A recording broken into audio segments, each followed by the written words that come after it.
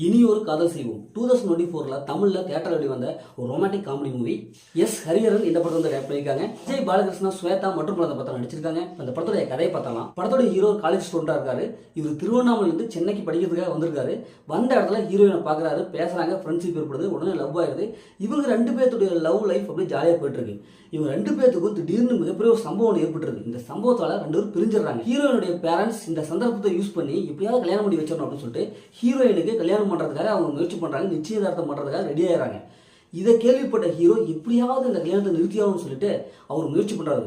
இப்போ இறுதியில் அவங்க ஃப்ரெண்ட்ஸ் வச்சு எப்படி ஹீரோயினை கல்யாணத்தை நிறுத்துறாரா இல்லையா, இறுதியில் என்னாச்சு அப்படிங்கிறதா இந்த படத்தோட ஆன்லைன். இந்த படத்தோடைய பாசிட்டிவ் பார்த்தாவே ஹீரோயின் அவங்களுடைய ஆக்டிங் தான் செம்மையாக பர்ஃபார்ம் பண்ணியிருக்காங்க. அவங்க செய்கிற ஒவ்வொரு விஷயமும் நல்லா இருக்கு. அந்த எமோஷனல் ஈஸியாக கனெக்ட் ஆகுது. ஹீரோயின் ரெண்டு கெமிஸ்ட்ரி நல்லா ஒர்க் அவுட் ஆகுது. ஹீரோடைய ஆக்டிங் நல்லா இருக்கு. அவங்க ஃப்ரெண்டாக வரது இப்படி எல்லாருமே சூப்பராக பர்ஃபார்ம் பண்ணியிருக்காங்க. படத்தோடைய பியூட்டி மியூசிக் நல்லா இருக்கு. படத்தோடைய சினிமாட்டோகிராஃபி படத்துக்கு என்ன தேவையை கொடுத்துருக்காங்க. படம் ஃபர்ஸ்ட் ஆஃப் ஸ்க்ரீன் பிளேலாம் அடுத்தது என்ன நடக்கும் ஒரு வித்தியாசமான ஒரு ஃபீலாக நமக்கு ஏற்படுத்துது. ஏன்னா இதே மாதிரியான கதைகள் ஏகப்பட்ட கதைகள் வந்துருச்சு. இருந்தாலும் ஃபர்ஸ்ட் ஆஃப் ஸ்க்ரீன் பிளே சூப்பராக இருக்குது. ஃபர்ஸ்ட் ஆஃப் பார்க்கும்போது அப்பா படம் ஒரு செம்மையான ஒரு படம் வந்துருப்பா, சூப்பரான லவ் ஸ்டோரி வருதுப்பா அப்படிங்கிறது தான் இருக்குது. ஃபர்ஸ்ட் ஆஃப்லாம் ஓரளவு காமெடி கொடுத்துருக்காங்க. அந்த காமெடி ஓரளவு கை அவுட் ஆகுது. இந்த படத்தோடைய மைனஸ்ன்னு பார்த்தா செகண்ட் ஆஃப் தாங்க. ஏன்னா செகண்ட் ஆஃப் ஸ்க்ரீன் பிளே சுத்தமாகவும் ஆப்போசிட்டாக இருக்குது, ப்ரிடிக்டபிளாக இருக்குது. எல்லாம் பார்த்து பழகப்பட்ட அதே சீன் தான். காலங்காலமாக இது மாதிரி கதைகளுக்கெல்லாம் எந்த மாதிரி சீன் வருமோ அதே மாதிரி சீனை கொடுத்து வச்சுருக்காங்க.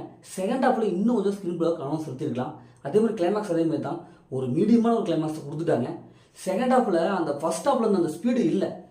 நிறையா சீன்ஸ் பார்க்கும்போது என்னடா அது எல்லா படத்துலையும் பார்த்த மாதிரி இருக்குது அப்படிங்கிறது தான் இருக்குது.